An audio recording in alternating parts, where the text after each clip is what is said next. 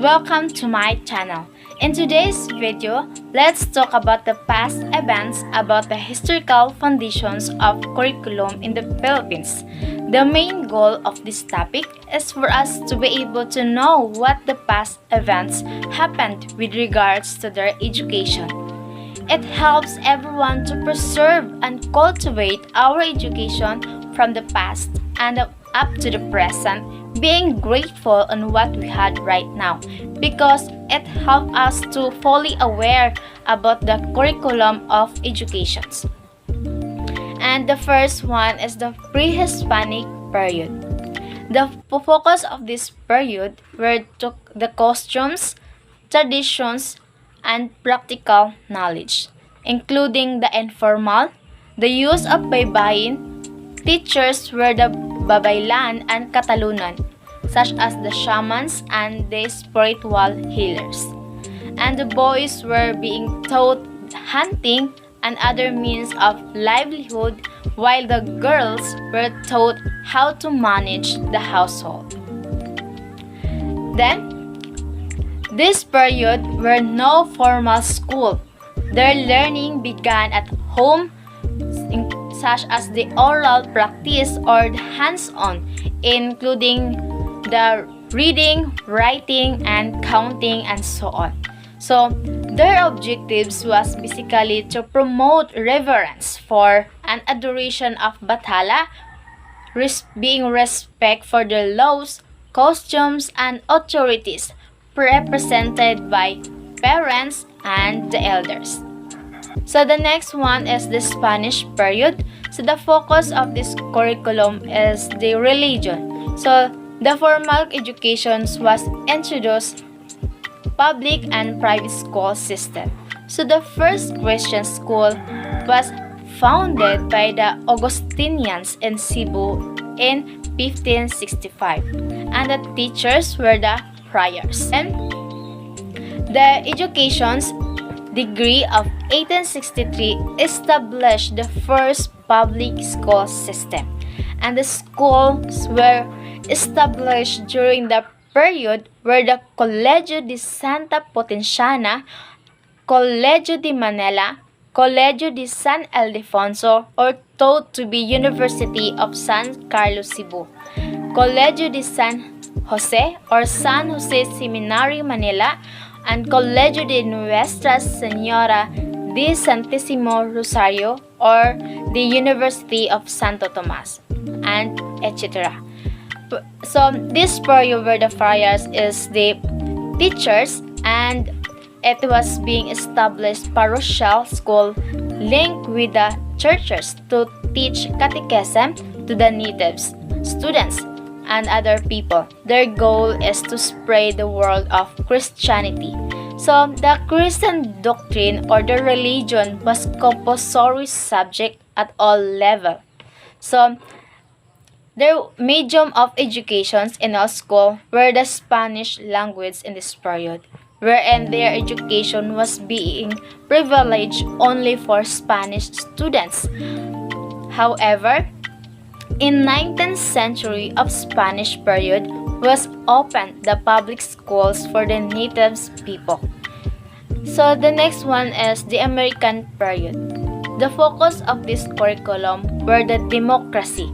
So English was used as the medium of instructions. So the students at the age of 7 were being registered and enrolled at the nearest public school. So the American soldiers were the first teacher and were later relieved by the Thomasines. So in the Act number 74 being established the Philippine public school system. So the school which were established during this period were the Filipino Normal College, the University of the Philippines, the National University or University of Manila, the Philippine Women's University, the De La Salle University, and Far Eastern University. So, and the public school or free public school education was being guaranteed by the Commonwealth Republic. So during the American period, there are three levels of educations, including the such as the elementary, secondary, and the college, in which the language being used were both English language and the Filipino pensionados.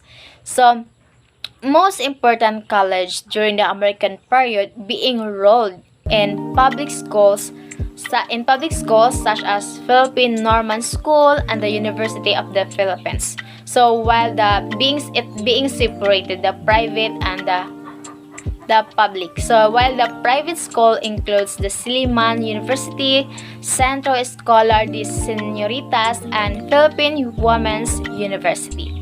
So the American discarded the religious as being a bias. So the Education Act of 1901, the having a separation of church and the state and educations. So the every Filipinos being encouraged in the field of teaching, wherein they giving the opportunity those students who are outstanding Filipino scholar were sent to the US to train as a teacher for them to be able to help their country or this in this period time to the students. So and the next one is Japanese period. So the focus of this curriculum was the nation order or new Asian order. So the Japanese discourage and even outlawed the patronizing of any Western countries, particularly in the United States. So Nihongo, in this period, Nihongo was taught in schools. They being added, the vocational educations was bolstered, and Filipinos were educated to develop pride and work and dignity of labor. So education centered on developing a sense of Asian pride. So in this period, Nihongo as a means of introducing and cultivating or preserving their love for their Japanese cultures. So they uses Nihongo to their educations and delivering or conveying their curriculum toward the students. So there are 6 basic principles of Japanese education. So the first one is realization of new order and promote friendly relationship between the Japanese and the Philippines to the farthest extent. And the second is foster a Filipino culture space. So they have a respect to individuals' cultures. And the next is that endeavor to evaluate the morals of people, giving up over emphasizes of materialism. It's like the exchanging of their materials to help people or to help everyone in every aspect of their lives. So the fourth one is diffusions of the Japanese language in the Philippines, and the fifth one is promotion of vocational courses. So there's a lot of sub programs in vocational courses, including the ICT and other the agricultures and so on. So the last one is to inspire people with a spirit of love and labor. So it's very inspiring, which they not forget how to spread the love and the labor to individuals. So in the contemporary period, so the focus of this curriculum is globalizations. Although the K-12 basic education's curriculum was implemented in 2012 and the Republic Act 1053-3 was signed into law in 2012, extending the curriculum of the Philippines has been unresolved task since the American period. So the government still argue about these situations, finding the situations about these problems, and though the K-12 curriculum still not resolved due to the extent of the curriculum wherein it changes over time, providing the tools and the materials what is needed and the interest of the students that could actually fit in to develop their learning skills and to evaluate easily their learning progress. Also, in most cases, many Filipinos are having a financial problems with K-12 curriculum. They think of it as a burden to their lives in pursuing their kids and to their studies. Some students are having no interest in educations because of the extension of a years in educations.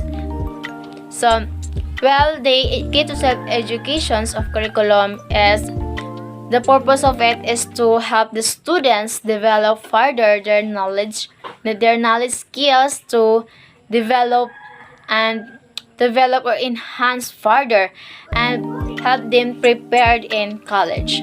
So the next one is about the previous curricula in the Philippines in contemporary periods. So in to the National Elementary School curriculum in 1984-2012. So this curriculum used the Philippine Elementary Learning Competency or PELC, so which is a set of competency intended for elementary learners. So this is very focusing only for the students and elementary, giving competency or giving a best for the learners competency. So the next one is the new secondary education curriculum in 1991 to 2002. So this curriculum used the Philippine Secondary Learning Competencies or PSLC, which is a set of competencies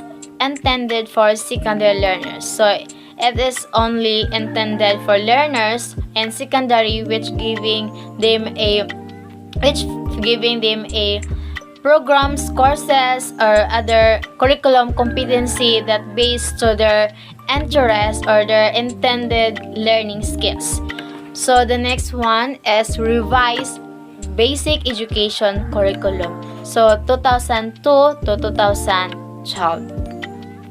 So this curriculum puts emphasizes on the interactive and integrative learning approaches with integrate competency and values within and across the learning areas, which giving the learners multiple or being combined the activities or programs or courses enable for them to develop faster their learning capabilities. So a very notable features of this curriculum is Makabayan, a conglomeration of humanities subjects including the Araling Panlipunan, PLE, MAPI, and ESP. So the grading system is cumulative and promotion shall be by subject and number of units.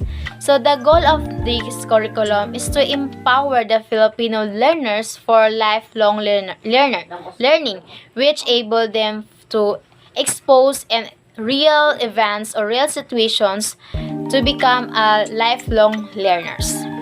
So the next one is the secondary education curriculum in 2010 to 2012.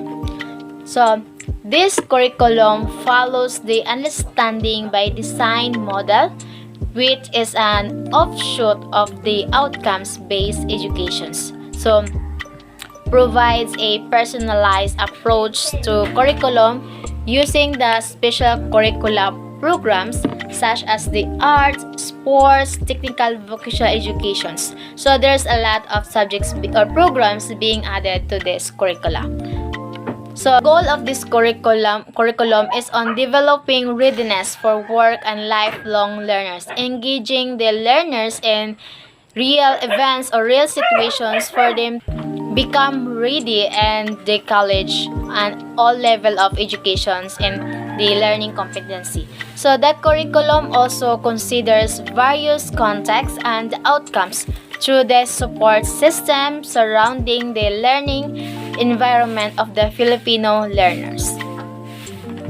K-12 Basic Education Curriculum to 2012 up to the present, so nowadays. So this curriculum takes into account the development of the learners in all aspects. Graduates will be holistically developed, equipped with 21st century skills and prepared for employment, entrepreneurships, middle level skills development, and higher educations. So This curriculum is reflective, collaborative, constructivist, inquiry-based, and inclusive. The grading system is averaging with components on written works, performance tasks, and quarterly assessments, which the grading systems is focusing the grading system is focusing on the performance of the learners, giving multiple activities or various activities and the assessment or the quarterly assessments, which the prelim, midterm, and final exams to measure the students' progress and their development and their learning. So the goal of this curriculum is to produce functionally literate and holistically developed Filipinos. The K-12 curriculum was being added, the kindergarten, which means the K, kindergarten, and the 12 means the 12 years of basic education, such as the 6 years of elementary educations, 4 years of junior high schools, and 2 years of senior high schools.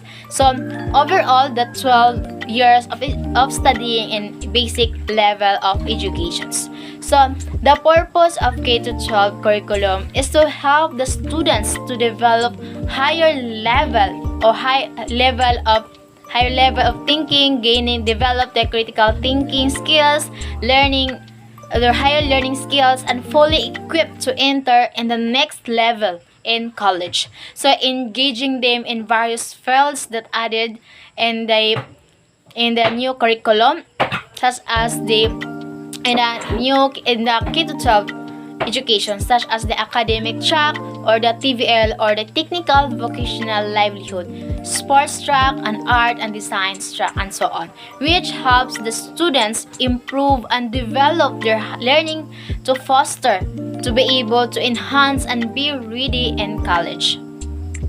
So which means that this historical foundations in the curriculum in the Philippines will help the students be able to learn about the past events and able to look back or to find the situations more reliable informations and help them engaging in the curriculum to their studies. So that's all, viewers. Hope you enjoy and learn about the historical foundations of curriculum in the Philippines. So thank you for watching and hope you enjoy these videos, and give a like and subscribe for this channel. And thank you for watching. Bye!